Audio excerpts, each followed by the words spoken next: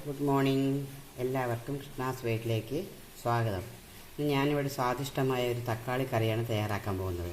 അതിലേക്ക് ഞാൻ ചെറിയ തക്കാളികൾ ഒരു 6 എടുത്തത് വലിയ പീസായിട്ട് മുറിച്ച് വെച്ചിട്ട്, പിന്നെ വേണ്ടത് പരിപ്പാണ്. ഒരു 100 ഗ്രാം പരിപ്പെടുത്ത് ഞാനിവിടെ വെള്ളത്തിലിട്ട് വെച്ചിട്ടുണ്ട്. ഇത് കുക്കറിലിട്ട് ഒരു 2 വിസിലടിച്ച് കഴിഞ്ഞാൽ നല്ലപോലെ വെന്ത് കിട്ടും. അങ്ങനെ വേവിച്ചെടുക്കണം. ബാക്കി കാര്യങ്ങളൊക്കെ ഞാനത് പാകം ചെയ്യുന്ന സമയത്ത് പറയാം. മുളക് പൊടി, മഞ്ഞൾപ്പൊടി, നാളികേരം, ഇതെല്ലാം ഇതിലേക്ക് ആവശ്യമാണ്. അത് പാകം ചെയ്യുന്ന സമയത്ത് വേണ്ടത്ര അളവ് ഞാൻ പറയാം. ഞാൻ ഈ പരിപ്പൊന്ന് വേവിച്ചെടുത്തിട്ട് വരാം. ഹലോ, പരിപ്പ് ഇവിടെ നല്ലപോലെ വന്നിട്ടുണ്ട്. ഞാൻ 100 ഗ്രാം പരിപ്പ് എന്ന് പറഞ്ഞെന്ന് വിചാരിച്ചിട്ടുണ്ടാവും, എന്തിനാണ് ഇത്രയൊക്കെ പരിപ്പ് എന്നല്ലേ. ഞാനിതിലിടയിൽ കൂടി വേറൊരു കാര്യം കൂടി ചെയ്യുന്നുണ്ട്. ഞാനിത് ഒരു ഗ്ലാസ്സിൽ സ്വല്പം വെല്ലപ്പൊടിയും ഒരു 2 ഏലക്കായ ചതച്ചതും കൂടി ഇട്ടിട്ടുണ്ട്. ഇതിൽ നിന്ന് ഞാൻ 2 സ്പൂൺ പരിപ്പ് എടുത്തിട്ട് അതിലേക്ക് ഒഴിക്കുകയാണ്. എന്തിനാണെന്ന് വെച്ചാൽ നമുക്ക് പെട്ടെന്നൊരു ചെറുതായിട്ടൊരു പായസം തയ്യാറാക്കി കൊടുക്കാൻ പറ്റും കുഞ്ഞുങ്ങൾക്ക്. ഞാൻ ശർക്കര ചേർത്തിയിട്ട് പകരം നിങ്ങൾക്ക് പഞ്ചസാര വേണമെങ്കിൽ അതും ചേർത്താവുന്നതാണ്.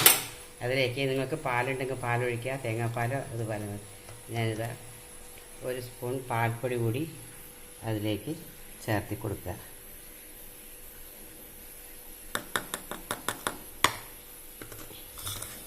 നല്ലപോലെ ഒന്ന് ഇളക്കി യോജിപ്പിച്ച് കൊടുക്കുക. കുഞ്ഞുങ്ങൾക്കോ അല്ലെങ്കിൽ ആർക്കാണെങ്കിലും പെട്ടെന്ന് തയ്യാറാക്കാവുന്ന ഒരു പായസമാണ്. ഇനി ഇതിൽ പരിപ്പ് വന്നിട്ടുണ്ട്. ഈ ബാക്കി പരിപ്പിലേക്ക് നമുക്ക് ഈ തക്കാളി ചേർത്തി കൊടുക്കാം. പിന്നെ ഞാൻ പറയാൻ വിട്ടുപോയതാണ്, ഒരു സവോള കൂടി, ഒരു മീഡിയം സൈസ് സവോള ഞാൻ സാമാന്യ വലിയ കഷ്ണങ്ങളായിട്ട് തന്നെ അരിഞ്ഞിട്ടുണ്ട്. അത് ചേർത്തി കൊടുക്കാം. പിന്നെ ഒരു 1/2 സ്പൂൺ മഞ്ഞൾപ്പൊടി കൂടി ചേർത്തി കൊടുക്കാം.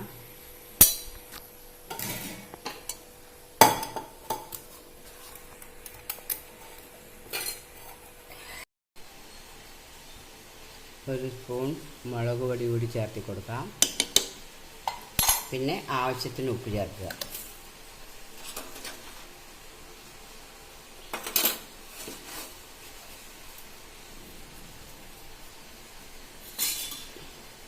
എന്നിട്ട് നല്ലപോലെ ഇളക്കി യോജിപ്പിച്ച്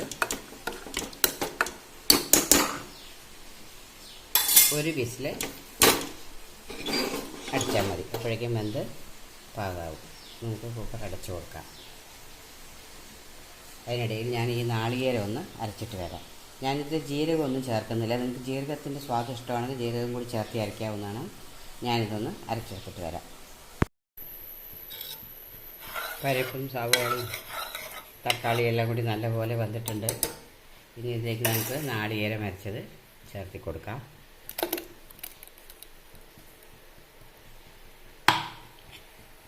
ലേശം വെള്ളം ജാറ് കഴുകിയത് കൂടിയൊന്ന് ചേർത്തി കൊടുക്കാം.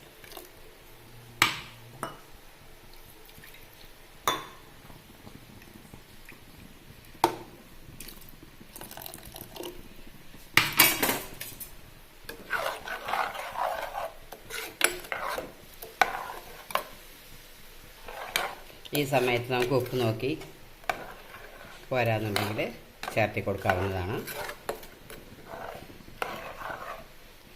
ഇതൊന്ന് ലേശം തിളപൊട്ടണം.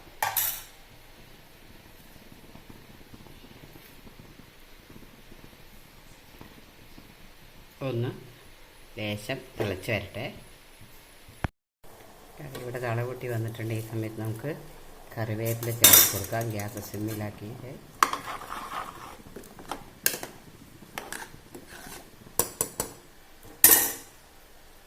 ഇനി നമുക്കിത് വാങ്ങി വെച്ചിട്ട്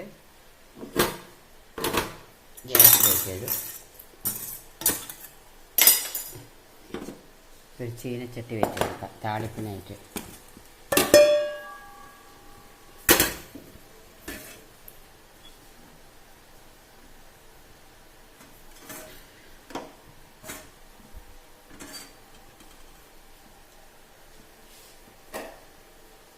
അതിലേക്ക് ഒരു സ്പൂൺ എണ്ണ ചേർത്ത് കൊടുക്കാം. ഏതെണ്ണ വേണമെങ്കിലും ഉപയോഗിക്കാവുന്നതാണ്.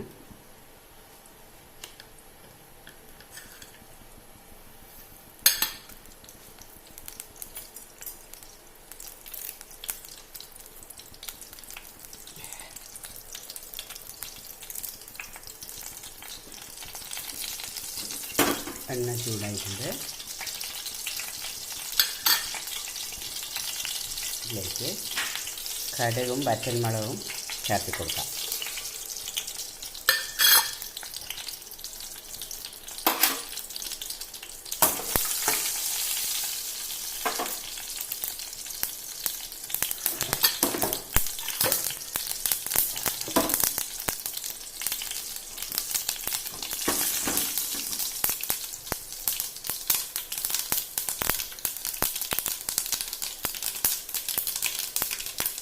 കടുക് പൊട്ടിക്കഴിയുമ്പോഴേക്കും നമുക്ക് കറിവേപ്പില ഇട്ട് കൊടുത്ത് ഗ്യാസ് ഓഫ് ചെയ്യാം.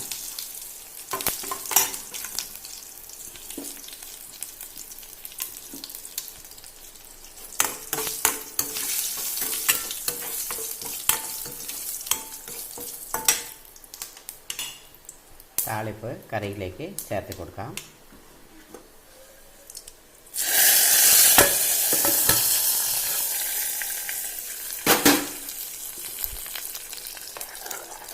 നമ്മുടെ തക്കാളിക്കറി ഇവിടെ റെഡി ആയിട്ടുണ്ട്. ഇത് നല്ല ടേസ്റ്റാണ്. ചോറിൻ്റെ കൂടി ചപ്പാത്തിയുടെ കൂടെയൊക്കെ കഴിക്കാൻ പറ്റിയൊരു കറിയാണ്. എല്ലാവരും ട്രൈ ചെയ്ത് നോക്കുമെന്ന് കരുതുന്നു. Okay, thank you for watching.